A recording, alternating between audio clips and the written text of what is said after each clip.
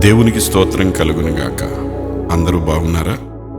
మనలో అహంకారం, గర్వం ఉన్నప్పుడు ప్రతి విషయానికి ఊరికనే తొందరగా నొచ్చుకుంటూ జరుగుతుంది. ఇటువంటి వారు శాంతిగా, నెమ్మదిగా ఉన్న పరిస్థితులను నాశనం చేస్తారు. యేసును అనుసరించాలి అనుకునే కొత్త వారికి అడ్డుబండలవుతారు. ఆహాన్ని తృప్తిపరచుకోవడమే జీవితంలో మనకు ప్రాముఖ్యమైతే, గౌరవ ప్రేమాభిమానాల కోసమే ప్రాకులాడితే యేసుక్రీస్తు యొక్క రాజ్యములో ప్రవేశించలేం. జీవించువారు ఇక మీదట తమ కొరకు కాక తమ నిమిత్తము మృతి పొంది తిరిగి లేచిన వాని కొరకే జీవించుటకు ఆయన అందరి కొరకు మృతి పొందినని నిశ్చయించుకొనుచున్నాము. అనగా మన జీవితంలో అహంకారాన్ని విడిచిపెట్టి ప్రభు కొరకు మనం జీవించాలి. అప్పుడే నూతన ఆత్మలకు, క్రీస్తును ఎరగని వారికి మనం మార్గదర్శకులం అవుతాం.